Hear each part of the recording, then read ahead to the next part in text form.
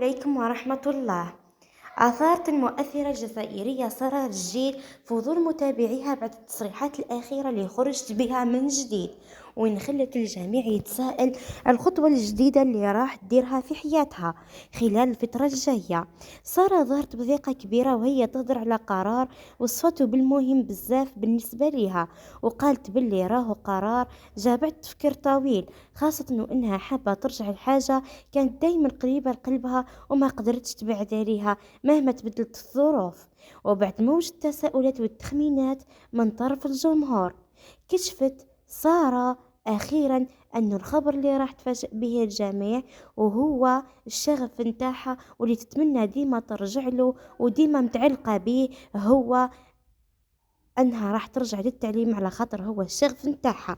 وين قالت انا راح نرجع للتعليم على خاطر هو الشغف نتاعي. التصريح تاعها لاقى تفاعل واسع على مواقع التواصل الاجتماعي، خاصة من عند المتابعين اللي شافوا باللي الرجوع للدراسة او لمجال التعليم خطوة مليحة وتدل على الوعي والطموح الحقيقي.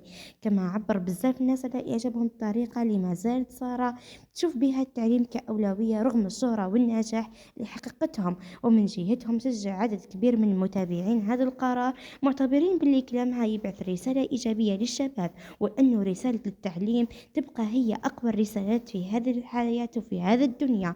ومن علم حرف راح يكون عنده أجر كبير، وهذا هو القرار اللي راح تصيبه معها سارة، وأنه الإنسان يقدر يتبع أحلامه ويحافظ في نفس الوقت على قرايته ومستقبله. وقالت باللي الشهرة ما تخلينيش تأثر على الشغف نتاعي منذ الطفولة، وخاصة أنه هو حلم والدية من الصغر، وأنا نحب التعليم بزاف ونشوف فيه طموح كبير ونقدر نتعايش معاه، وعندي أسلوب راقي جدا في التعامل فيه خاصة مع الأطفال.